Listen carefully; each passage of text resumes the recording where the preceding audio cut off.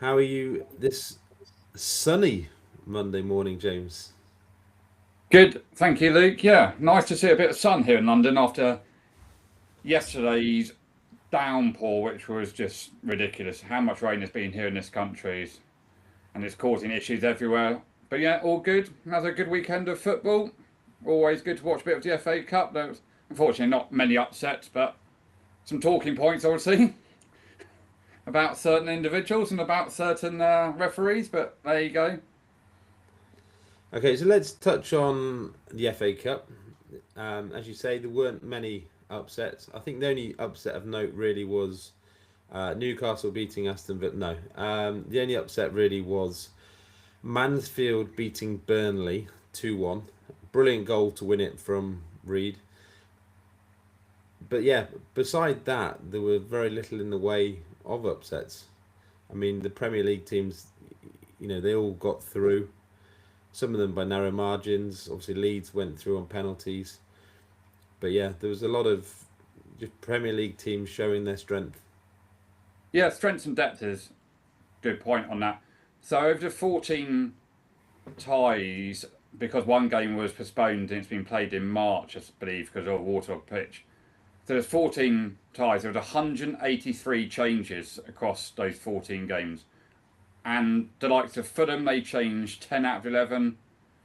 Arsenal obviously changed a lot. Liverpool slightly didn't, because Brighton changed 3 or 4. Newcastle couple here. Villa changed a normal couple. But yeah, there was a lot of changes.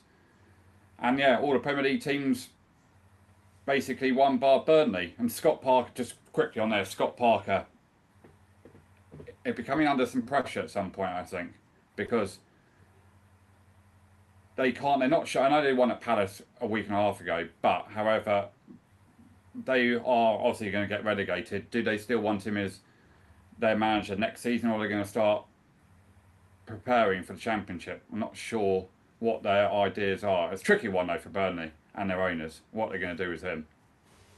Well, I think we've touched it before in a previous podcast. I think in that, as you say, they have to prepare for life in the Championship at some point. They're not staying in the Premier League. You have to be realistic. You want to go into that Championship season and start on the start straight away. So when you look at teams like Ipswich this year, it took Ipswich a long time to get settled into a sort of routine this year.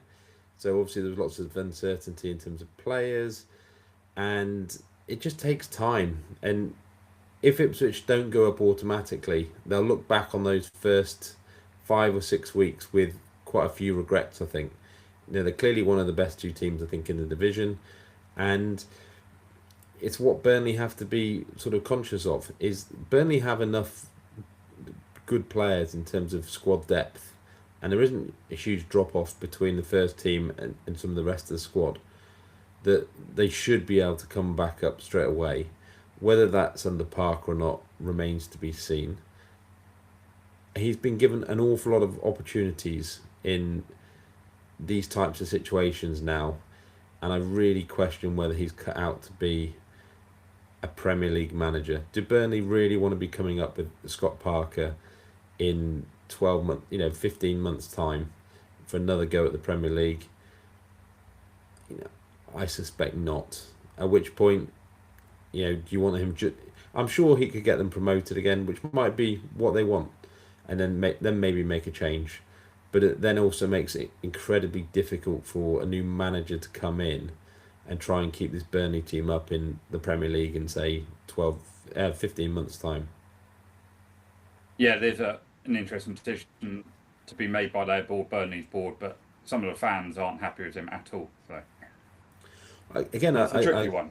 I make no apologies for saying it. Some of the football they serve up is dreadful. So he sets his team up so negatively, and you saw it very early on in the season where they were just desperate not to lose. And I can understand that a little bit, but given the way point scoring is, obviously with such an emphasis on wins, there's no point scraping out 2 draws and then 2 losses when a single win in those 4 games would get you more points. It's how he You got have him to out be of the more Championship, wasn't proactive. it?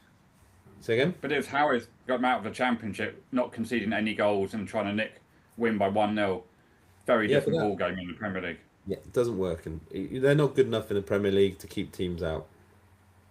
Yeah. Anyway, should we move on to the most important thing about discussing about VAR and the standard of refereeing at the moment in not just the Premier League, elsewhere in Europe as well, where I am amazed, but I'm not amazed. I mean, talking of the Aston Villa game, Newcastle on Saturday night, it was laughable how bad Chris Kavanagh was. He didn't just make one mistake. You could probably count 5 major errors in that game from him and his assistant. I think there is a subtle difference between him and his assistants. So his assistants do have to take the blame for some of that. It's not just on him. He's obviously not covered himself in glory, but the assistants haven't helped him. I mean, we've said many times on here that sort of advocates for VAR, but it's just implemented really poorly. I think the standard of refereeing, as we touch on every week, is really poor, and we just get shown in games like this one how poor it is. The problem with the refereeing decisions and that game on Saturday evening is it just completely ruined the game. It's difficult to even explain. Once the third or fourth big decision, which was a howler, was made,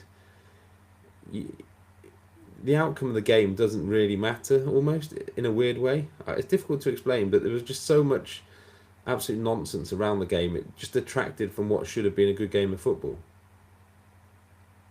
Yeah, VAR isn't the problem. It's the people running the VAR and the bosses are the issue.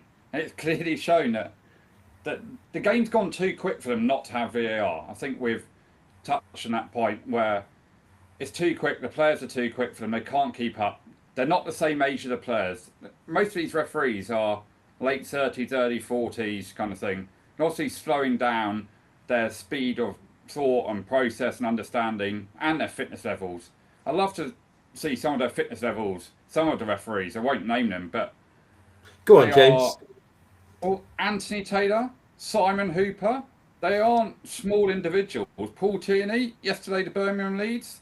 They're not small individuals. And you're telling me they can make high pressurised decisions when you're under duress of doing a decent amount of exercise, under pressure of TV cameras. Do they need VAR?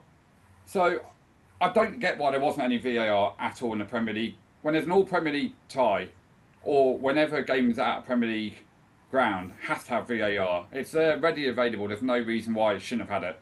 And now in the 5th round, it's going to have it. So doesn't that diminish the FA Cup a little bit, where you have it and you don't have it?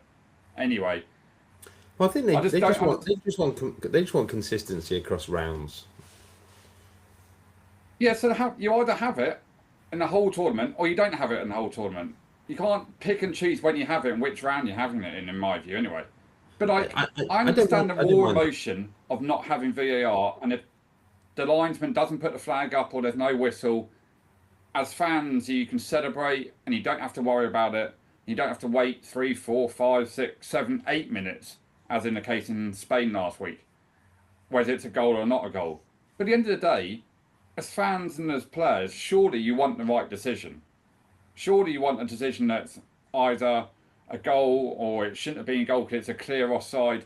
What we don't want VAR for is the little things like Joe Willett's goal not given on Tuesday night, I think it was, for the Newcastle game against Tottenham, where he's offside by, if he cut his hair a bit long or didn't have a haircut the week before, he would have been onside. That's not what VAR's brought in for, really, those little ones. It's the ones where, like, Digne clearly handles it in the area and he's not even close, or, you know, Abraham was clearly offside, or in the Liverpool game, Ngamoura's goal clearly onside, and it takes less than 30 seconds to make the decision.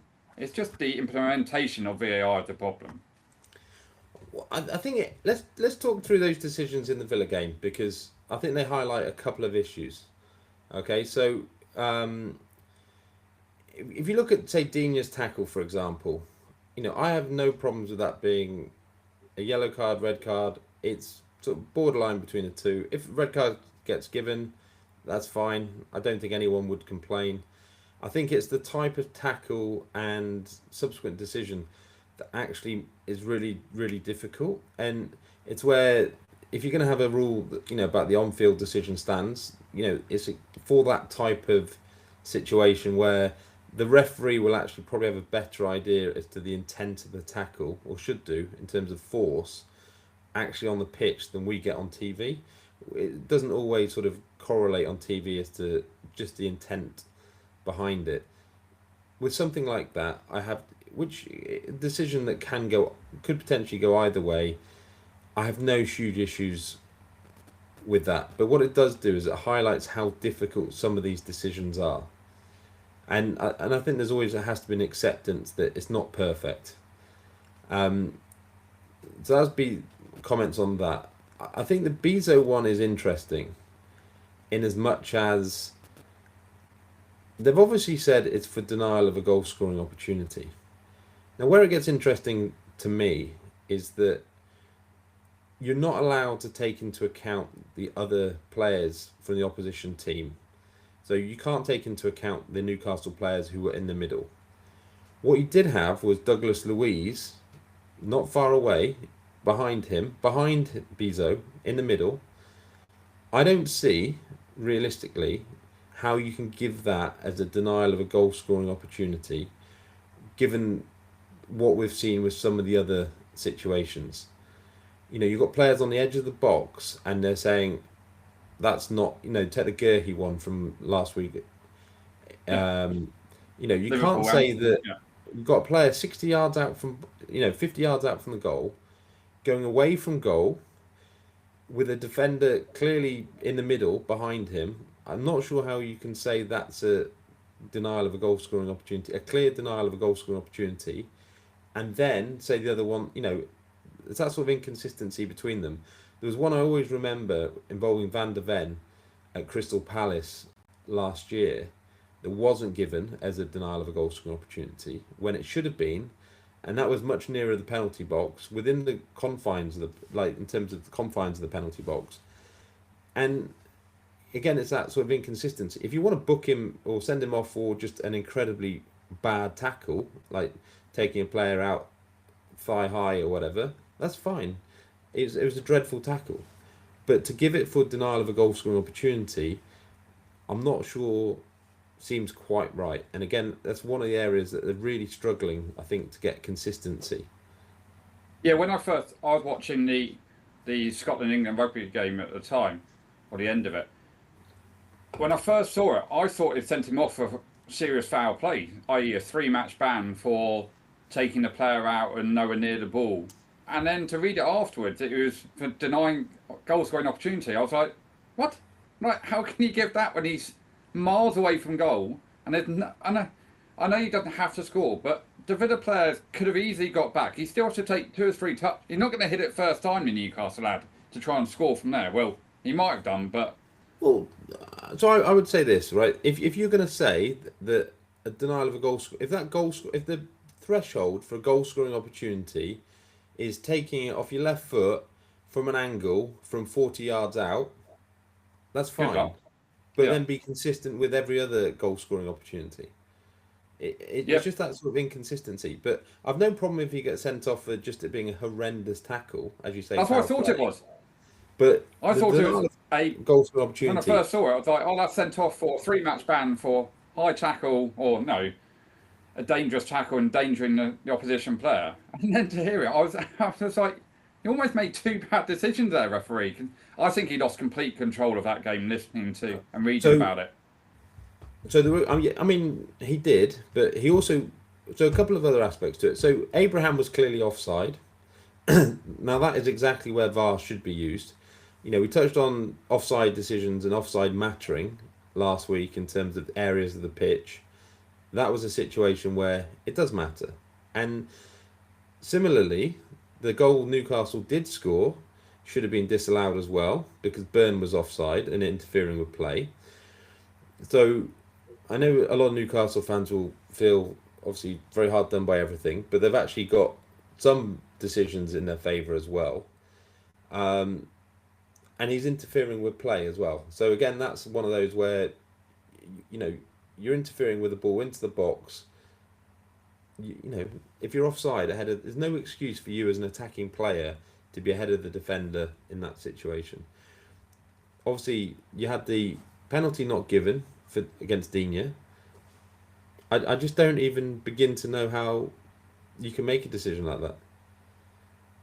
That wasn't one individual making a decision, Calvin had a ref. That was Two. the two. That's the biggest worry for me, is that linesman, or sorry, assistant referee, sorry, let's get them grammatically correct. They're linesmen, and they're useless, majority of them. They just refuse to do their job properly in that situation. That's blatant refusal to do a job properly. If you can't see that, Well, it struck me as if he was scared to make a decision. but he didn't even foul basically for that Digne one. Watch him again. He didn't. He puts his flag up after the referee blows his whistle, and you're like, yeah, he doesn't want to make the decision Well, at I all. wonder if at first they weren't sure whether he had handled it, because when I saw it in real time, I wasn't sure if it had hit his back at first. Obviously, when you see it back, and you know, if I was a manager, giving away that type of what should have been a penalty would drive me crazy. What is Digne doing with his hands Yeah. up here? Honestly, absolutely brain dead, and but you have to get that decision right. It's not a difficult decision. You know, Yeah, I mean, if it was right on the edge, you could understand. When you're literally comfortably inside the box in that way, it just makes the yeah, referee look silly. exactly. I do wonder, with no VAR, the players realised this weekend that they could get away with little things, like little snidey little tackles, pulling your shirt, leaving boots in, because they knew that another person wasn't looking at the screen and going, maybe they knew they could be slightly offside here or there. If they get the decision, they get it. I do wonder if the players and managers alike were saying, look, lads, we know there's no VAR. Let's try and, you know, do things that we wouldn't normally do and get away with things, which certain teams and certain players did this weekend. So yeah, I mean, we sort of touched on it before, but there has to be a greater emphasis on players to stop cheating, right? So yes, Harvey Barnes, I'm looking at you. The amount of times you dive and go down, like, just it's ridiculous. He obviously got booked for simulation eventually, but it's ridiculous that in an era of VAR is we still have situations. So not necessarily, obviously it's different this week to previous weeks, but every week in the Premier League we are seeing players dive and dive and dive, and so often that they're not being punished. It's so inconsistent from the referees as to whether they get booked or not. You know, I've no issues with retrospective punishment. If you dive, and I don't want one match ban, you know, 3 match ban and you'll stop doing it. And I know there's times when it's difficult to know and, you know, exactly what contact there is. But if you don't clamp down on the diving and the cheating, then they will keep pushing it and pushing it and pushing it. There's no disincentive for players to do it. So you saw yesterday what you're talking about is in those games, there's no disincentive for the players not to try and cheat. So you see it with the likes of Dan Burn around the penalty box. The next thing you know, he's rolling around on the, you know, this 6'5" monster is rolling around on the floor as if he's been poleaxed. It's, you know, he's obviously, it's just infuriating to watch as a fan. Yeah, I mean, and in Italy on the weekend, into Juve Saturday night, huge controversy in the 42nd minute when Pierre Calou, the Juventus French defender, got his second booking on 42nd minute for, well, he got second booking because he apparently pulled back Bastone from into the Inter centre back. And the referee immediately, because the Inter players are running up to him and waving their hand about, so he gets second bookable, Inter go on to win 4-2, 3-2, sorry, it's a 90th minute winner. However, yesterday, very interesting from the referees chief, the equivalent of Howard Webb here in the UK, basically calling out the players as cheats. Now, he said, before that, he said, yeah, the referee got it wrong. He accepts he got it wrong. However, we as a authority, referee authority, can't understand why VAR can't intervene in that. So now you've got the referee's chief in Italy basically having a pop at VAR, saying VAR needs to have the ability to retrospectively look at that in game and go, actually, you got that major decision wrong. The game stopped because you sent the player off. There's arguments. The game isn't flowing, so you can actually take your time over it and get the decision right. Now, he's come out and said that's what we need VAR for, is get respectively during the game say that actually we got that wrong.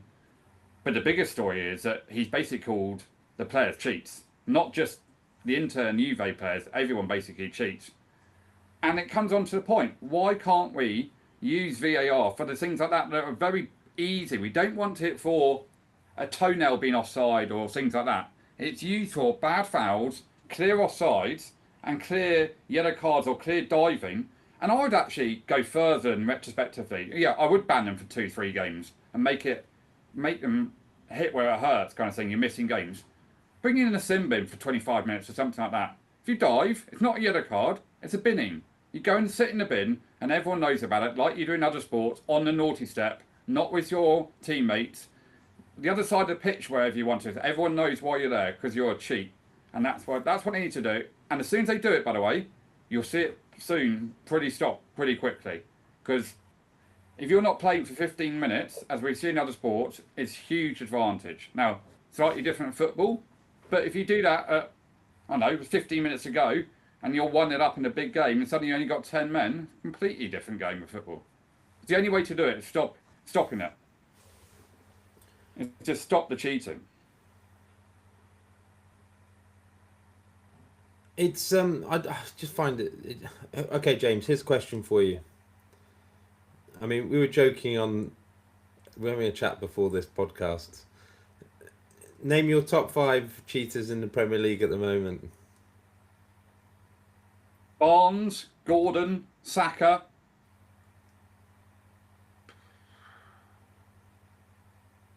Well, I know who you'll one say, and I don't think he is, but I'll defend him to the higher hill. But people say Mo Salah, obviously, but gets fouled a lot. Yeah, he does go down easily. Number 1, Mo Salah. He's not. Number 1 is Saka at Arsenal. Absolute cheat. Although he does get hacked as well, but he does go down like a sack of potatoes very quickly. Anthony Gordon's probably the biggest one. My problem with Saka isn't him going down. It's the fact that every time he gets fouled, he has a career-ending injury that 4 minutes later he then recovers and is sprinting fully. I mean, it just... Like Garnacho. Gamesmanship. Garnacho at Chelsea is a horrendous one as well.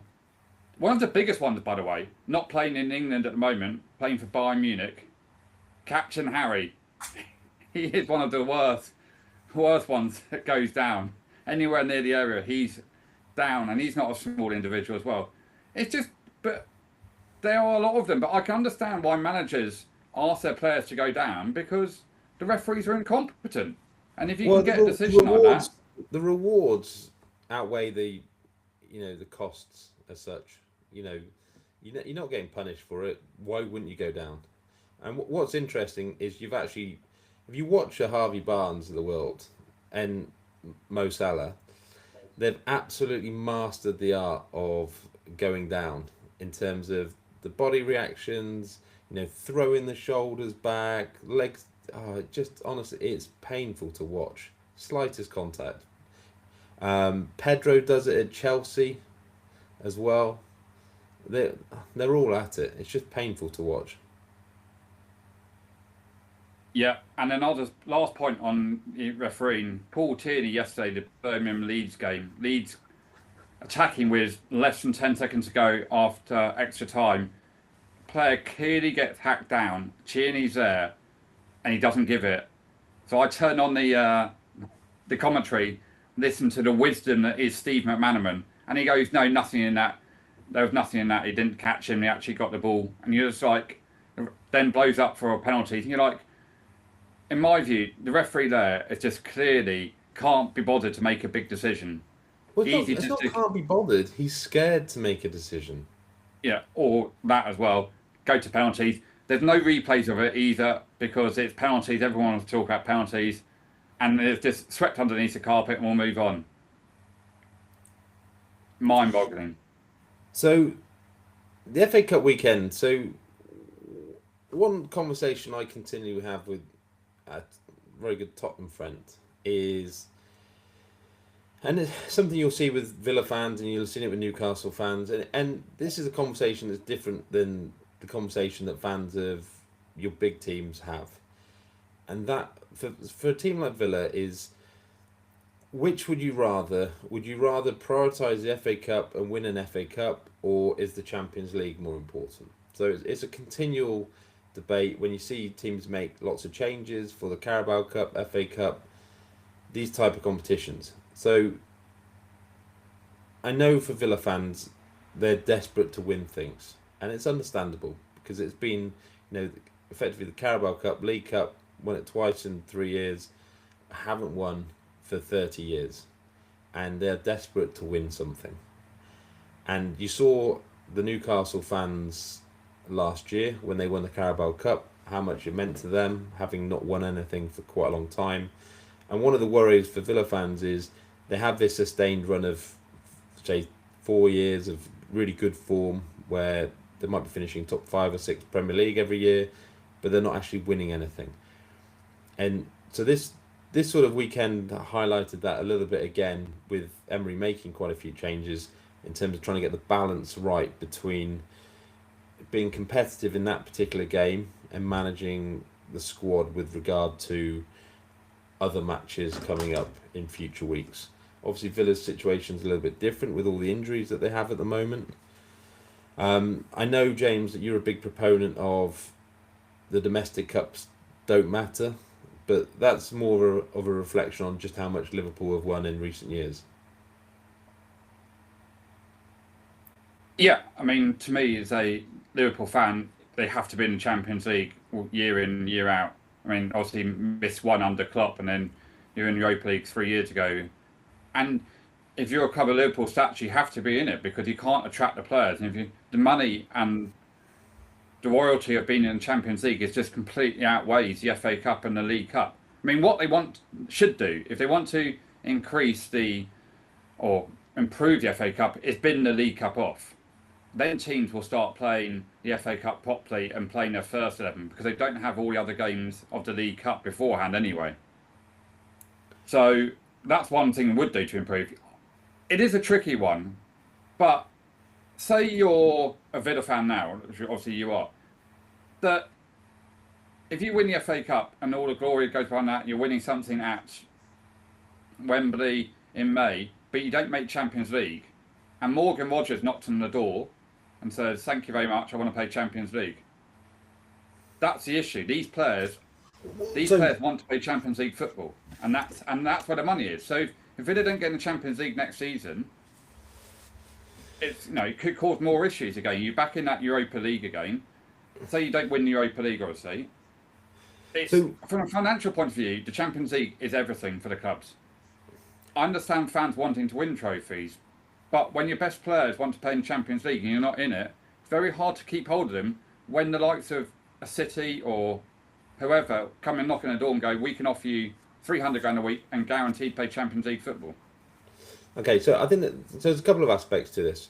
In terms of the players not wanting, leaving in terms of if you're in the Champions League, if Villa make the Champions League, Morgan Rogers can still turn around to Villa and say, "I want to go and play for a Man City or a Chelsea or an Arsenal or whoever," right? So there's no guarantees of keeping players if they make the Champions League.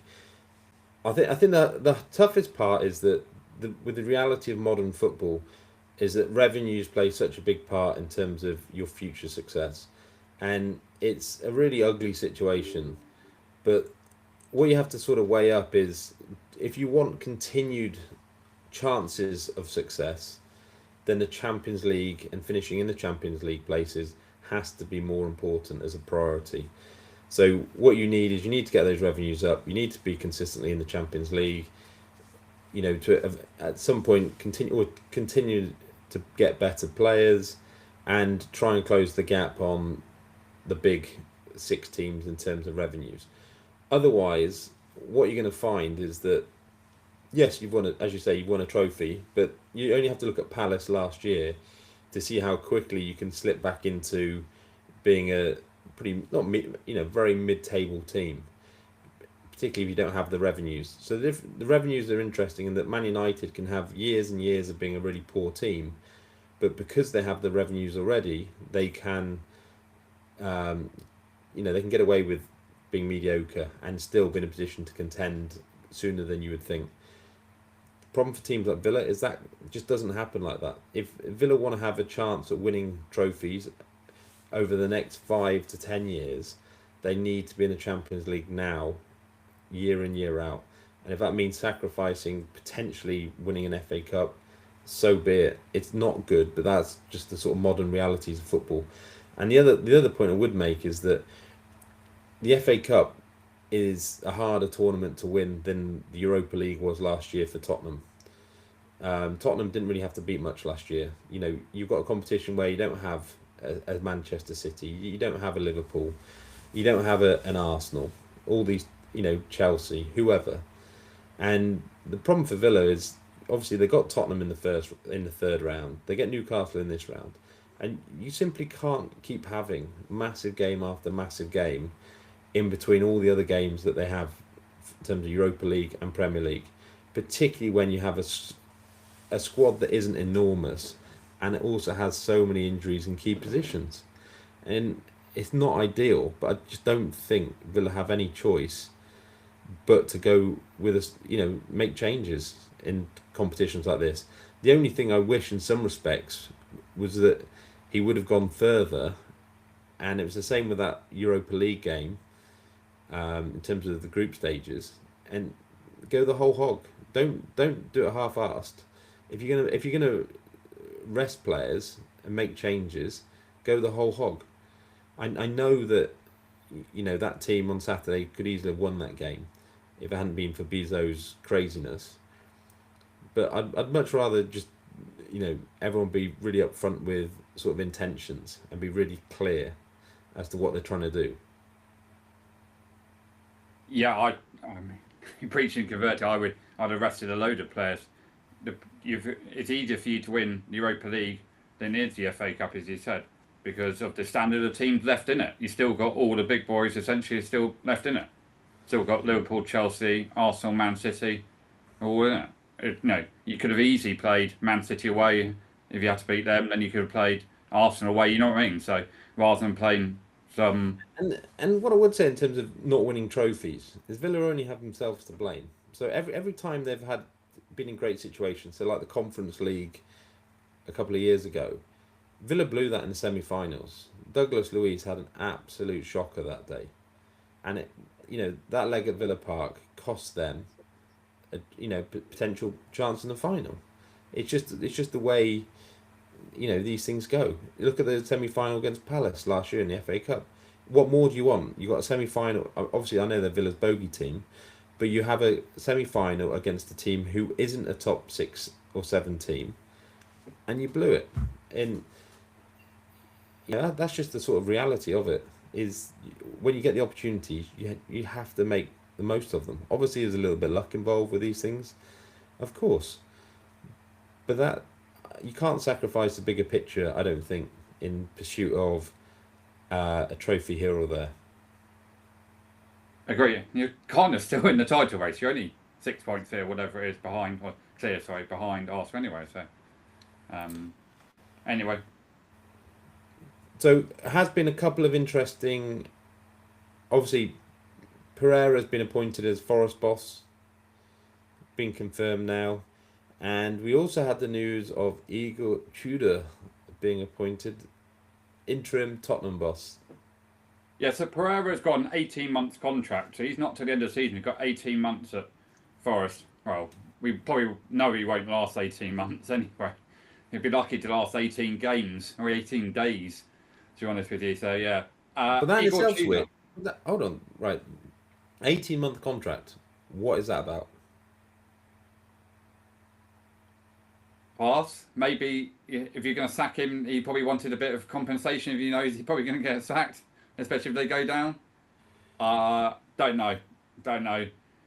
They also knew that they wanted rid of Dyche and wanted Pereira in. So, as I said last week, that result against Wolves really was probably irrelevant kind of thing because they knew they wanted to get rid of him anyway. They was just waiting for Pereira to sign on a dotted line, probably get back from holiday or wherever he was. Yeah, Igor Tudor was a very, very left field. He's had, this is his 12th managerial appointment, I think he is.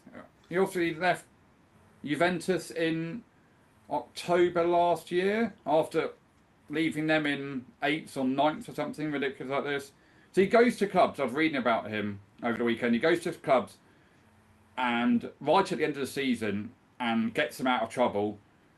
Sometimes he stays, sometimes he carries on, then gets sacked. So he's only ever been appointed a manager out of 12 times, I think it was, twice during the summer when he's had a pre-season and a transfer window. Are you saying he's the Sam Allardyce of Serie A in terms of getting teams out of trouble? It sounds that way, doesn't it? It sounds that way, that it's completely left field appointment, whether it's agent-led, it must be agent-led. I don't even know. There was no rumours about him, no murmurings about him. Literally, they told the journalists, bang, here he is, here's the new Tottenham manager, and they put it out there before Tottenham even got their press statement out again. Why wouldn't you just... One interesting thing I did read about him was that work ethic is a huge thing. So I heard someone say that because he had Paqueta, not Paqueta. Oh, who was the West Ham player? Very talented. Oh my God, his name escapes me. He was jokingly said that if he had Messi in his squad, he wouldn't play him because he doesn't work hard enough. I think that gives you an idea as to the type of player he is, type of manager he is. We haven't got any fit players anyway, so how are we going to get them all fit? I mean, first thing, that's a big issue with Tottenham at the moment, trying to get some players back on the park and not rely on youngsters. I know they had the weekend off and they're back in training today, aren't they? First day of training Monday today, so yeah. He's just. It was in France. It was Payet, or who used to play for West Ham. Dimitri Payet, the West Ham. He got dropped when he was coach. So, I mean, the other thing I heard was that he's pretty negative. So, Tottenham fans, you're in for a treat, but your players are going to work hard. He's just been brought in to keep them not get relegated. It's as simple as that. He won't be there in the summer. Obviously, there's a lot of murmurings about Pochettino. I don't like managers going back to clubs where... I know he got very close to winning the Champions League and they lost in the final to Liverpool and they beat Ajax and that was an amazing comeback from Lucas Moura, scored a hat-trick. I'm not convinced that they want to go back to... Why should they go back to Pochettino? The problem is going back to Pochettino is obviously he's the USA manager. World Cup's going on. He might not be available till mid to late July. And then the season starts 2 weeks' time. No, I mean the World Cup's interesting in that it's actually earlier than you think it would be. Because I remember thinking whether I'd be able to go and see some games in the summer, and the kids haven't broken up yet from school. It was just one of these weird situations where it's sort of done by mid-July. It's more sort of June than. There's certainly nothing in August, and it's just one of these ones where it ends up being a little bit earlier than I thought it might be. Yeah, so it starts on the 11th of June, and the final is the... must be... 20th of July? 19th of July. Sunday the 19th of July, 8 o'clock UK time. So he's still got... I know he will... USA, when are we talking? They're getting knocked out in the round of 16 next argument's sake. What, you're not saying he's not going to win it, James? Yeah, he won't win it. And 7th of July. So 7th of July is the last games of the last 16, round of 16. 7th of July. So when did the Premier League season start? Second week in August? First week in August? Something like that? So it's not long. You've got a month, basically. But the only thing I would say is not many teams will be doing much. So teams will either do transfer business before the World Cup starts. You tend to find once the World Cup starts, there'll be almost zero transfer business done. But I guess which isn't ideal for Tottenham if they are needing to. I mean, look at that squad, and I mean they could lose 10 players from that squad comfortably. And it feels like they need to ring the changes. But if you don't know your manager, you'll be trying to buy players now for the summer, speaking to agents, speaking to other clubs, Well, transfers. unless Pochettino is going to do it, and he said, "I want these players." That's going to have to end up looking at when it is the season starting.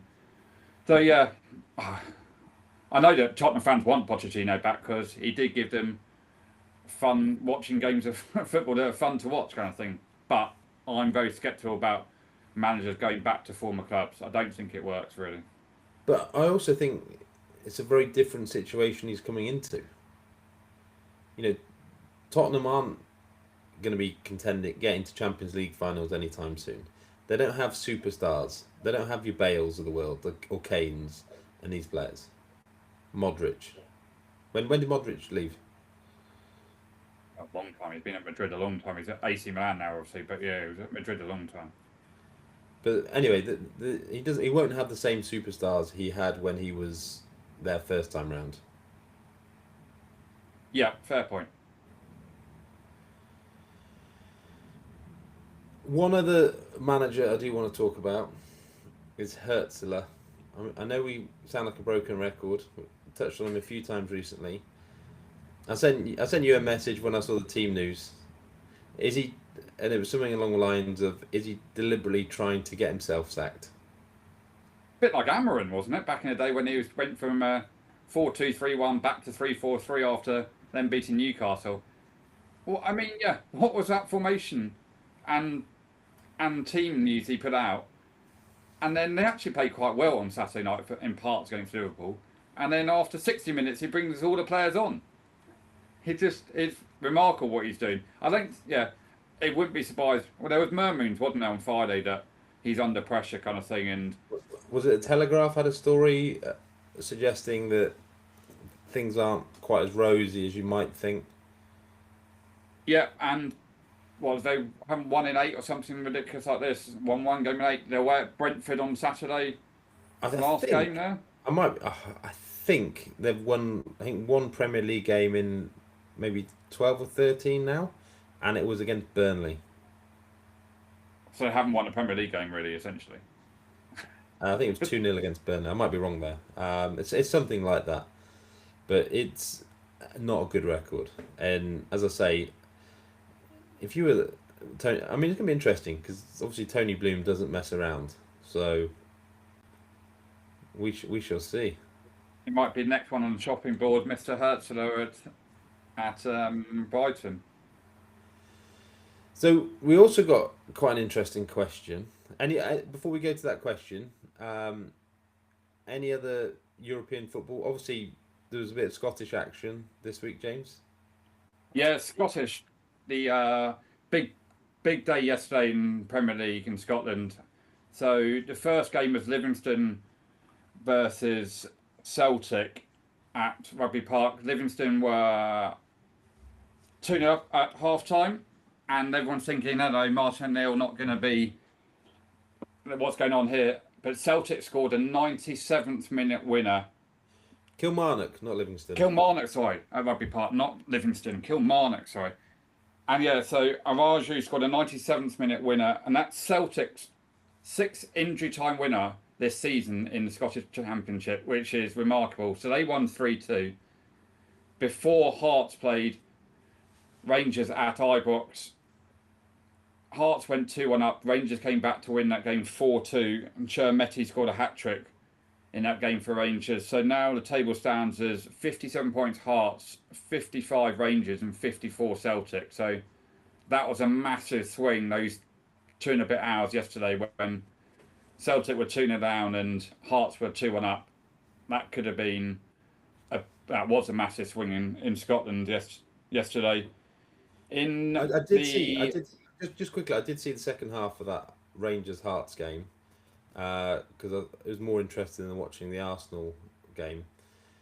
Rangers were good value for that win, by the way. It wasn't a case of they got fortunate or anything. They were really dominant in that second half.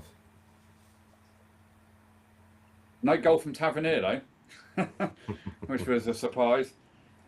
In Germany, Dortmund won on Friday night, and on Saturday afternoon, Werder Bremen 0, Munich 3. Harry Kane scored his 500th career goal. It's quite remarkable. 500's a lot. So he scored, I was looking at it, he scored 280 for Tottenham. He scored 126 for Bayern already in 2 and a bit years. 78 for England, 9 for Millwall, 5 for Leyton Orient, and 2 for former Premier League champions Leicester City. He is keeping going strong. It will be interesting to see if Kane stays in Munich this summer or he decides to come back to the Premier League. One to watch, I think. I think his story is incredible. So, as a general rule, I think when kids are 19, 20, whether they're going to make it or not. He just took a while with all those loan spells. It was a strange one in that he took a while. I mean, I think it was reflective of how good Tottenham were at the time, and the options they had. But it wasn't a case of one loan spell. It took him a while before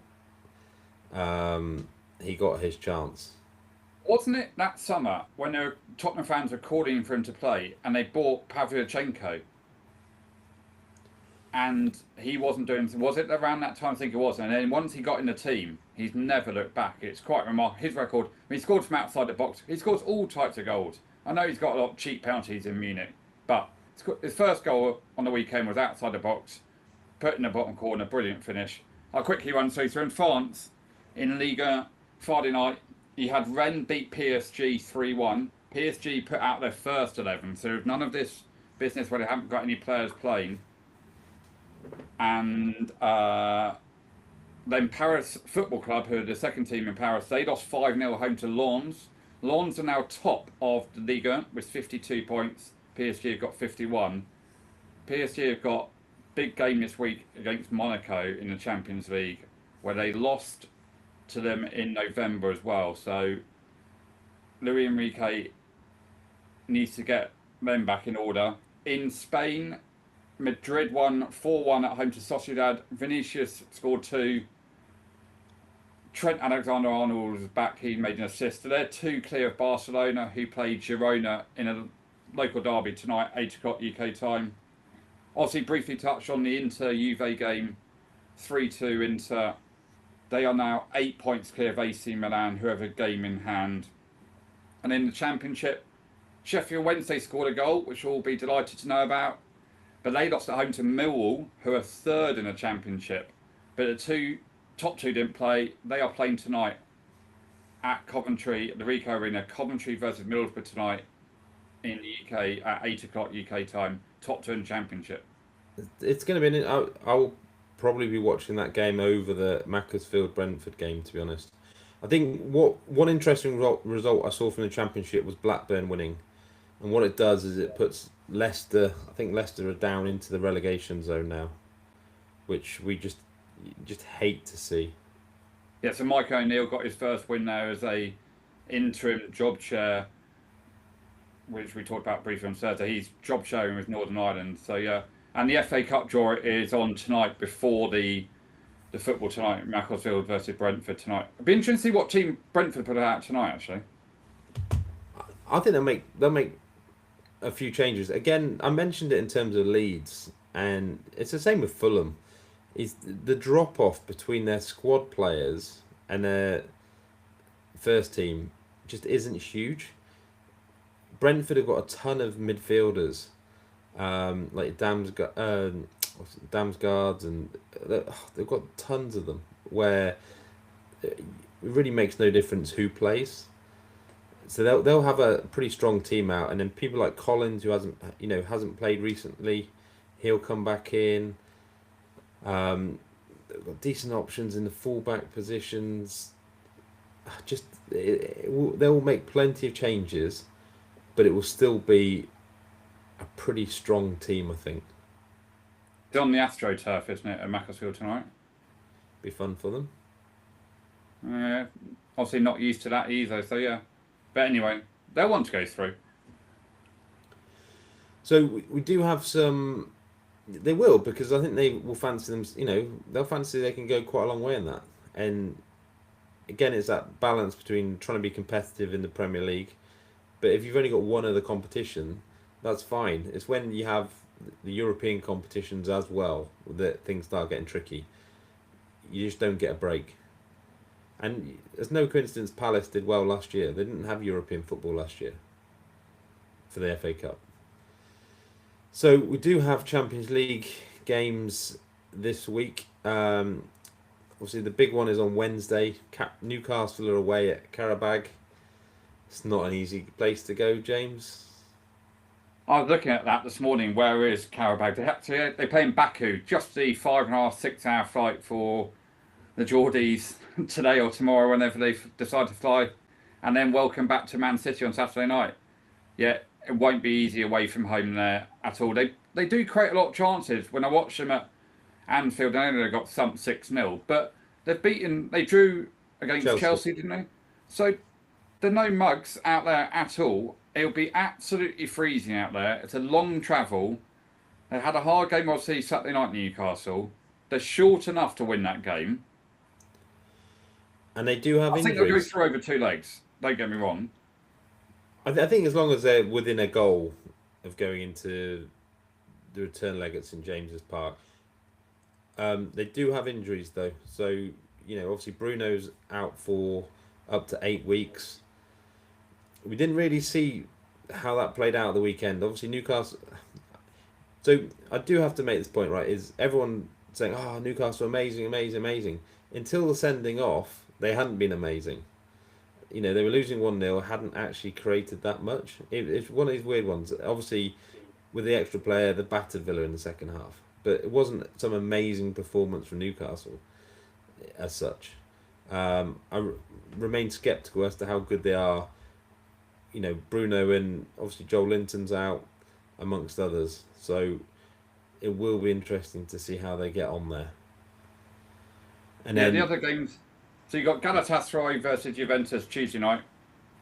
You've got Benfica against Real Madrid. So that's a game that happened only a couple weeks ago when Benfica, the goalkeeper, scored to make it 4-2. So in that game, obviously Raul Asensio, he got sent off. So he's banned for tomorrow night's game. And Rodrigo, he got sent off as well for abusing the referee.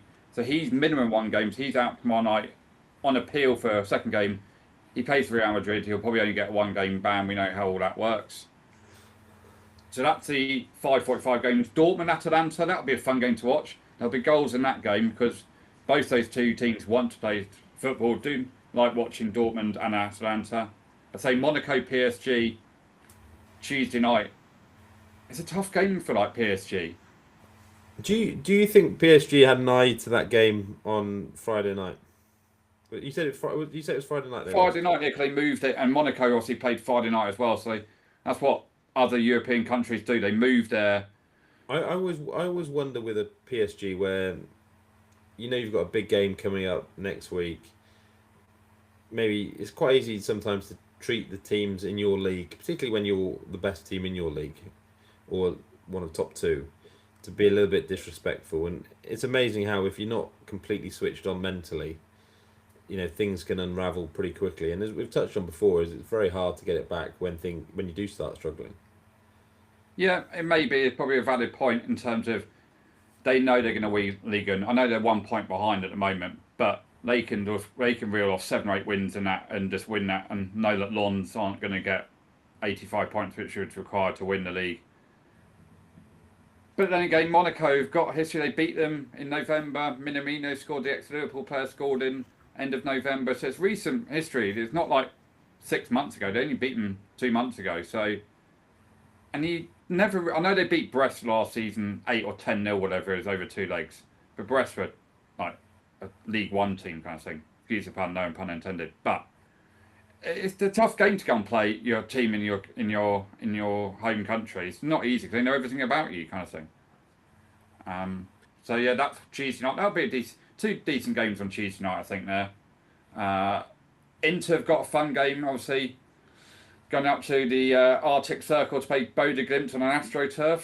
Good luck up there. Inter Milan, Club Brugge, Atletico Madrid. Atletico Madrid, they got absolutely stuffed yesterday in La Liga as well. after beating Barcelona 4-0. I was going to say They're a they're weird side. wildly inconsistent. Yeah, they were odd result that yesterday. They were at Club Bruges, which never easy place to gain. It's they've got some history there, and then Olympiacos versus Leverkusen might not be a game I'll be keeping an eye on, but it's actually so they got 3 games at 8 o'clock on Wednesday night, and the Newcastle's at 5:45 Wednesday night. Obviously, because Baku is 3-4 hours ahead of UK time, so that'll be why that game's at that time. And then on Thursday we have some Europa League, similar stage. Obviously, Nottingham Forest are away at Fenerbahce. I mean, obviously Villa did that recently, won well actually. That's not an easy place to go. Obviously, Fenerbahce don't have Duran anymore, but they do have Asensio. They have a few other sort of players who have played in England before. I'm intrigued to know, Forest won't want to be losing that game. They've got Liverpool at the weekend. It starts, Forest have got a really tough run coming up. What the last thing you need is a tough away game in Turkey before then having to go, before you back obviously at home against Liverpool. And Vitor Pereira's next Fenerbahce manager, one of his 1,000 clubs he's managed anyway throughout his career. You've got Celtic, Stuttgart. Yeah. I tell you what I would say about Pereira. He did a pretty good job at Wolves in those initial months. I would say that. So it's going to be interesting to see how that sort of plays out. Just the players have had 4 different managers in 7 months. He must be a head mind. What are you doing? What's going on here? We don't know what we're doing. Building patterns of play and structures and what you think you should be doing under duress. Do I go? Do I not go? Do I press? Are we playing low block? Sometimes you've got to help the players a lot. And then the other one on Thursday night is Conference League, same stage. You have Crystal Palace are away at Zrinjski Mostar, who are one of Bosnia-Herzegovina's best teams. They're not even their best team. They're second in the league at the moment. I mean, at least for Palace, they actually have some players fit again now. So, the fatigue aspect shouldn't be nearly as big as it was. Yeah, and there's obviously, I think Strand Larsen can obviously play in that, can he? I think has he been registered? I'd imagine. Yes, he should. You should be available because obviously I know Villa certainly made their squad changes, as have other teams. It's just whether he was signed. Surely he's available, as will. What I don't know is, he should be available. I mean, we'll I don't know the ins and outs of it because Gessond, obviously, he's on loan from Villa. Is he on loan or did they buy him? He's on loan, I think, isn't he? I wish they'd bought him. But yeah, nice for the fans to go to Bosnia, somewhere completely random to go and watch your team play rather than a Germany or an Italy or something like that. Well, I mean, all jokes aside, the best chance for Palace to make Europe again next year is by winning this competition. It's not, and obviously getting to Europa League. This is not a strong competition. You look at it's got easier and easier as the years have progressed. But you look at who Chelsea played last year. Absolute garbage in this competition. Yeah, the Europa League's not much better at times, but yeah, they shouldn't have a reward of a Champions League for that, in my view. But different conversation for a different day. So so there's not loads and loads of sort of midweek football for the English teams, and then obviously on Wednesday night we have Wolves Arsenal as well, which is going to be interesting. Yeah, so that game's been brought forward because of the Carabao Cup on the 22nd of March between Man City and Arsenal at Wembley in the Club First League. First cup of the domestic cup available. Yeah, just... It was tough to imagine Arsenal not winning comfortably, honestly. Yeah. You'd expect them to win 3 or 4-0 there, kind of thing. It's just rested a few players, didn't they, yesterday, which was But the whole nice. yeah, but it shows you how strong Arsenal squad is. If you looked at that team, and by the way, I don't know why Saliba was playing, but anyway, um, if you looked at that Arsenal lineup yesterday, that lineup would finish top 6 or 7 in the Premier League. Yeah, when you spend that much money, you should be good. Yeah, but I But mean, lots of teams have spent a lot of money. I mean, yeah, they just have a lot. They have an awful lot of depth. But I'm just saying, they put out a team yesterday that is really good, relatively. yeah, I saw that Odegaard was injured as well. Wasn't available. No, he's probably fit for Wednesday night. Arsenal just need to win that game 4-0, get out of there and win the game, get 7 points clear, and stop any sort of noise in the press. They're probably quite handy that it's been played in a Champions League night as well, kind of thing. One thing I will say about Arsenal, if you look back at their season, they every time they've had an interesting result where they've struggled, it's amazing how kind the fixture list has been to them in terms of the following match or two. So obviously, you dropped points last time at Brentford. Potentially, if you had Liverpool away or something like that, you can get some pressure begin to mount. They get Wolves, and it's happened. It's amazing how many times it's happened this year. They're able to, they've obviously had the whole. No, who did they? Oh, I'm trying. Who did they play on in the FA Cup? Wigan. Wigan. You get Wigan, and then you get Wolves. You know, likely to be 2 easy wins, and then you're back on track, sort of thing. It's amazing how often this. It's the small little things I always think in terms of title chases. You're able to get a bit of confidence back, and away you go. Yeah, and then they've got a small matter of the North London derby on Sunday afternoon at 4:30 against Tottenham, away at Tottenham Hotspur. So yeah, if they're and I actually think they're fortunate that the game was actually moved. I kind of don't like it that they're now a game ahead of Man City. I don't like that kind of thing. But anyway, Okay, so I think brings us on to the final question, James, which is from D Hadley. He asks, "What are your thoughts on clubs being able to sack managers at any point throughout the season and hire a new one? Should they be under the same transfer windows? For Forest to go through 4 and United 3 in one season, I find ridiculous. The owner should have to suffer by their decisions, in my view." good question. Interesting question. I'm torn because, like, a lot of these managers, like, just say, highlighted that Igor Tudor and Vitor Pereira are out of a job. So it's quite hard to say you can't take a manager that's out of a job, out of employment, and not say you can't have him because essentially, like Raheem Sterling's just gone to Farnold, he's out of a job, doesn't have a contract, so you can go and play wherever he wants to. It's not when you're under contract and you can't move. It's when I do kind of agree with it that if you're a club and you want to go on, say Tottenham wants to go and appoint Glasner, who's in a job at Crystal Palace, should they be allowed to go and do it? Probably not if you think about it, because we've talked about it here on and off the pod, how important we think managers are for the teams and how if you have the right manager for the right club at the right time, you can go places. And you see that by the amount of money it costs to get managers out of respective teams. In that regards, probably it's not a bad shout to say you can't get another manager without the transfer window. You can't go and poach a manager that's in employment from another club.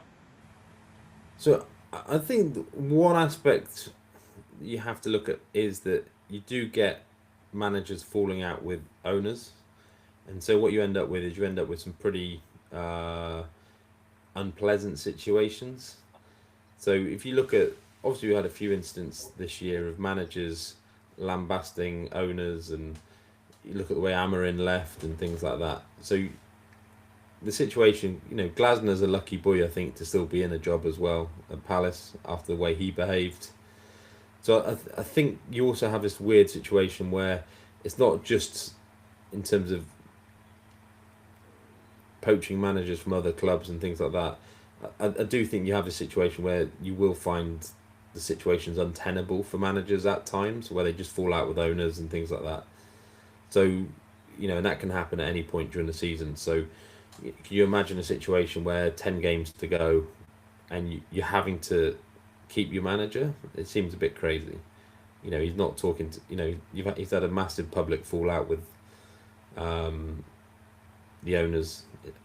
And then if you were to take it even a step further, you can get some really crazy edge cases where let's say a manager was to died or something crazy like that. He's saying you wouldn't be able to replace them in mid-season. I've no huge problem with managers coming and going in terms of during the season. Yeah, it's an interesting. I get the point though from. I think named Dean Hadley. I get the point where should they have more responsibility, the owners, and say, no, actually, this is our manager for this amount of time. We can do it as players. Why can't you do it as managers? I get the point, and I do kind of agree with it in certain regards. It's very hard. It would be impossible to implement, kind of thing, because that manager could just resign from another club, which they essentially do anyway, rip up their contract and go anyway. So it would probably be virtually impossible to implement. I guess one thing you could do is you could almost stipulate that a manager has to be at a club for a certain period of time. So it's tricky, but we might say is you're not allowed to sack them within. How long was Ange at Forest? Was it 39 days or something? Yeah, I mean, Yeah. so it was something crazy. But maybe if you said, you have to give a manager 90 days or, to try and remove some of that nonsense. I'm not sure, but it would certainly help with that type of situation. But again, I've no problems with owners being able to do what they want, really, in that respect. You think the transfer window in the whole anyway? Because remember back in the day, it used to be to the end of March, somewhere around mid-March, didn't it? And you could buy anyone, anytime, anywhere until the mid or late March, I think it was back in the day. No, it's not going back that far, kind of thing.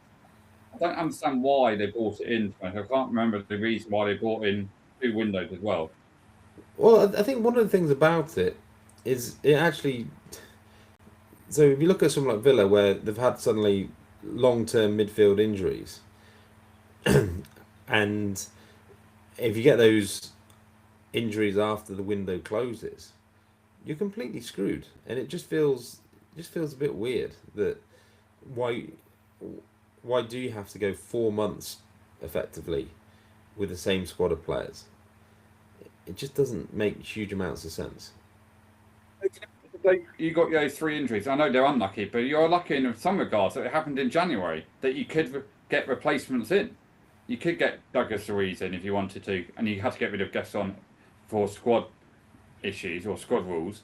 But if that happened now, you couldn't do anything. You literally got 3 of your midfielders out for the season, and you can't replace them. I don't. Is it to protect the lesser teams and things like that, and so you can't go on poach? No, hold on. It's not protecting the lesser teams. I don't know the reason why they changed it. No, but it protects the bigger teams who've got the bigger squads. They just go and buy whoever they want. Well, the point is, Arsenal, like the big teams, they could lose plenty of players injured and still have good replacements. The problems you have for some of the smaller teams is, and it tends to be very position specific.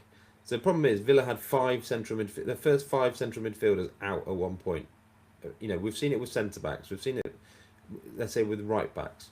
The problem is when you have a ton of injuries in one specific position.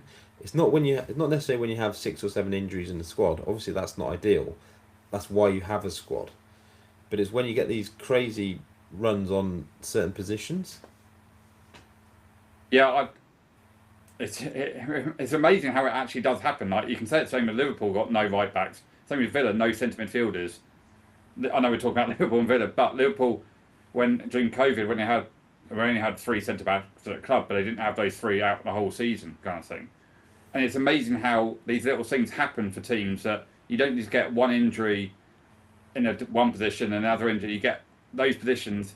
Kind of the same thing as Arsenal at the moment with Mourinho, Havertz, obviously Odegaard's not fully fit, kind of thing. Well, it's all the same position. It's weird how it happens like that way. I'm a massive believer that there's an accumulative effect. So once you start losing 1 or 2 of them, the other players are having to play more. They don't get as much rest. They're more likely to then get injured. that fatigue, it just snowballs and snowballs. So, as I say, I wouldn't be surprised if Villa lost Louise or Onana injured in the next week or two, and to like a muscle injury, like a hamstring or something like that, just because they're having to play so much at the moment. Yeah, reduce the amount of games, reduce the amount of teams, and get rid of the League Cup, in my view. Good question. Like the question. Difficult one to answer. Any other questions? Just fire them in, and we'll see what we can do with them. Yep, always good to answer viewers' questions. Something to think. I'd never really thought about it until the question was brought up. Yeah, it's always good to think about those things rather than just talking about VAR all the time. Anything else, James? No, I did see a stat. You were moaning the other day about how Aston Villa still have not had a penalty this season. So, Oxford United have not been given a penalty for 85 games. Their last penalty was against Peterborough in the playoff semi-final of 2024. They've not had a penalty for 85 games, and you're complaining about 31 or 26 games or something. You've got a long way to go as a Villa fan. Most fouled team in the league, James. Where's my violin? Let's leave it on that note. Yeah. And we'll be back later today for a chat about all the other sports. Yeah. Catch you all then. Goodbye. Thanks.